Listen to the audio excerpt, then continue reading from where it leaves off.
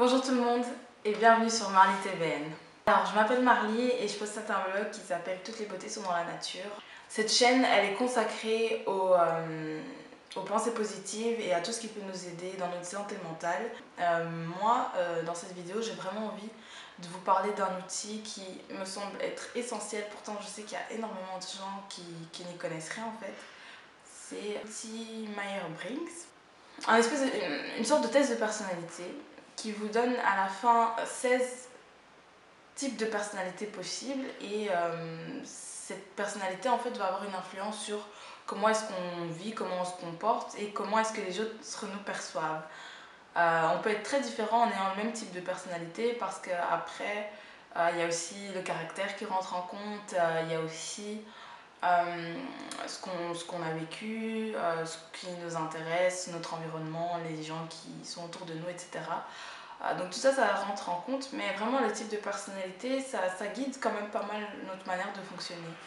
Il y a 4 aspects importants, donc moi je suis ENFP.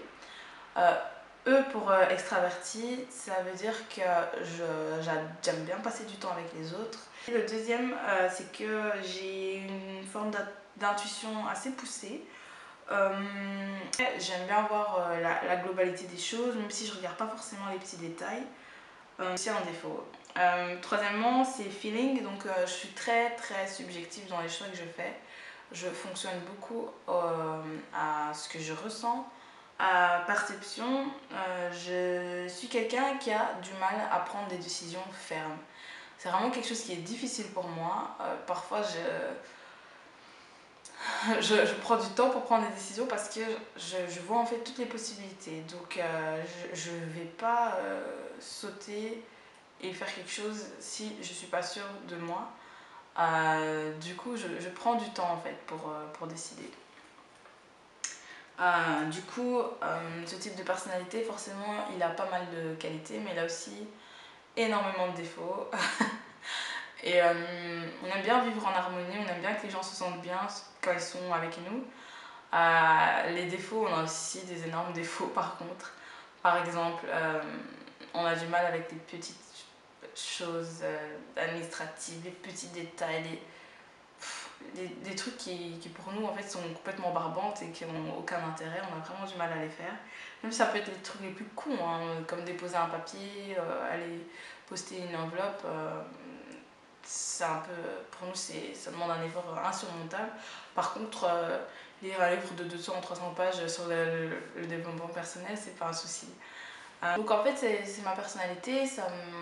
Je sais que c'est une personnalité qui m'apporte autant de bonnes choses que de mauvaises choses. Il y a des choses en moi que je ne peux pas supporter et qui me frustrent vraiment. Et puis il y a d'autres choses où je me dis, bon, c'est vrai que ça c'est cool. Et je sais que j'ai souvent eu la sensation d'être inadaptée à cette société.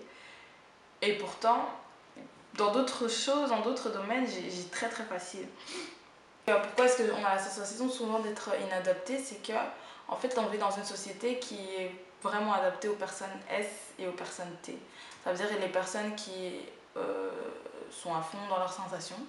Ce sont des personnes en fait qui sont très dans le concret, qui veulent voir les choses aboutir. Et les personnes T, c'est les personnes qui sont très raisonnables en fait. Donc qui font des choix en permanence raisonnés, qui vont pas faire quelque chose si dans leur tête c'est pas logique et ça n'a pas forcément de sens. Alors que nous on fonctionne pas comme ça. Ça c'est pas évident. Pourtant je sais que ces qualités, ces défauts, enfin ces qualités peuvent être des défauts et les défauts peuvent être des qualités. C'est connu que les personnes ENFP en fait, comme on a souvent tendance à trouver des solutions à des problèmes, on est en permanence en train de chercher des solutions. Peu importe ce qui arrive, on voit une solution dans différentes situations en fait. Et on est hyper performant lorsqu'il y a des difficultés. Pour terminer la vidéo, j'avais envie de vous partager 3 leçons de vie que j'ai vécues parce que je suis ENFP et 3 choses que je comprends mieux et que à l'avenir je ferai autrement. La première chose, c'est une relation abusive dans laquelle j'ai été. C'était vraiment une relation abusive, là où je ne pouvais pas faire ce que je voulais.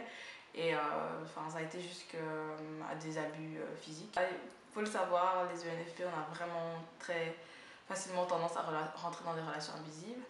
Le deuxième point, c'est un point sur le monde professionnel. Je sais que je suis incapable d'être secrétaire, de travailler dans l'administration, de faire attention aux détails. Ça m'ennuie, ça m'énerve. Je fonctionne pas très bien sur ce genre de choses. Donc le troisième point, c'est ma manière de vivre en groupe. Je sais que comme j'adore l'harmonie, j'ai aussi beaucoup de mal en fait quand ça se passe pas bien entre les membres du groupe. Et je peux pas travailler dans des situations là où le groupe fonctionne très mal en fait. Et surtout quand c'est un projet qui me tient à cœur, je supporte pas les conflits. Et, et je me rappelle, avant, j'étais très militante dans un groupe et il y a eu beaucoup d'histoires et vraiment, j'ai pas compris, j'ai pas accepté, j'ai pas supporté le nombre de mesquineries. Et à cause de tout ça, en fait, je me suis rendu compte que je serais incapable de travailler dans la politique, par exemple, parce que c'est des choses que je peux pas supporter, que je comprends pas et qui me dépassent. Je suis peut-être trop idéaliste, certainement, mais en tout cas, je sais aussi que quand c'est des choses qui me tiennent à cœur, je préfère pas voir les mesquineries des êtres humains en fait. Et je pense que maintenant, avec tout ce recul, j'aurais pas fait certains choix si je m'étais rendu compte que j'étais ENFP et que ça jouait dans ma manière de voir les choses. Et c'est aussi à ça que ça sert en fait, ce type de personnalité. C'est aussi à ça que ça sert d'étudier les types de personnalités. C'est de comprendre pourquoi est-ce qu'on réagit de certaines façons et de s'adapter en fait. Et de connaître nos qualités, nos défauts et de voir ce qu'on doit faire ou ce qu'on ne peut pas faire parce que ça ne nous convient tout simplement pas. Et c'est beaucoup de l'acceptation de soi déjà. Et aussi, ça donne des petites clés pour mieux se comprendre. Je vous remercie d'avoir regardé cette vidéo. N'hésitez pas à partager, commenter ma vidéo, aussi à me suivre sur les autres réseaux sociaux. Et je vous dis à une toute prochaine. Salut!